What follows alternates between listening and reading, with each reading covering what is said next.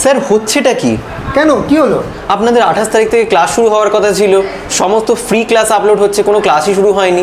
অথচ আমি তাড়াতাড়ি করে টাকা পয়সা জোগাড় করে ভর্তি হয়ে গেলাম ইনস্টিটিউটে, কিন্তু কোনো ক্লাসই তো হচ্ছে না, সমস্ত ফ্রি ক্লাস আপলোড হয়ে যাচ্ছে। স্যার অ্যাপে তো দর্শনের স্যারেরা ব্যাকরণের ক্লাস নিচ্ছে, আবার সাহিত্যের স্যারেরাও ব্যাকরণ পড়াচ্ছে, এটা কি করে চলবে স্যার? আমার মনে হয় কোথাও ভুল হচ্ছে। তুমি একটু বসো, দেখি তুমি কোথায় ভর্তি হয়েছো, কি বলছো। স্যার আমি আপনাদের বেলুড়ের ইনস্টিটিউটেই ভর্তি হয়েছি। আমাকে তো যখন আমি কন্ট্যাক্ট করি ইনস্টিটিউটের সাথে, তখন তো আমাকে বললো যে এখানে বসো বসো, এখানে সংস্কৃত ইনস্টিটিউটের সাথে অন্য জায়গাতে ভর্তি হয়ে গেছো, এটা তো আমাদের অ্যাপ নয় বাবা। কিন্তু আমি যখন যোগাযোগ করেছিলাম বলেছিল বেলুড়ের ইনস্টিটিউট, এখানেই সংস্কৃত পড়ানো হয়। এটাই তো ভুল। বেলুড়ে সংস্কৃতি আছে, বিএসএসসিআই একটাই, কিন্তু বেলুড়ে ইনস্টিটিউট অনেক, সবাই কিন্তু বিএসএসসিআই নয়।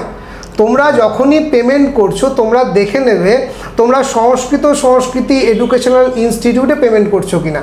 আচ্ছা ঠিক আছে, তো আমরা কোনো পার্সোনাল অ্যাকাউন্টে পয়সা নিই না। আর 2 নম্বর কথা, 28 তারিখ থেকে আমাদের কোনো ব্যাচই শুরু হওয়ার কথা কোথাও বলিনি আমরা। বিএসএসসিআই আমাদের ক্লাস আগামী বুধবার অর্থাৎ 4 তারিখ থেকে শুরু হবে।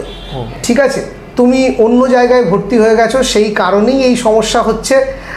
তুমি যদি বিএসএসসিআই ভেবে অন্য জায়গায় ভর্তি হয়ে যাও, তাহলে আমি সিম্পলি বলবো তুমি প্রতারিত হয়েছো, এর বাইরে কিচ্ছু না। আমাদের এখানে এরকম হয় না। প্রত্যেকটা স্যার, যিনি ব্যাকরণ স্পেশাল তিনিই ব্যাকরণ পড়ান, যিনি ব্যাকরণ স্পেশাল তিনিই অনুবাদ পড়ান, যিনি সাহিত্যের টিচার তিনি সাহিত্যই পড়ান। তো প্রত্যেকটা স্পেশালাইজড টিচারই আমাদেরকে সেই সেক্টরটা পড়ান। আমরা কখনোই এরকম কাজ করি না। ঠিক আছে।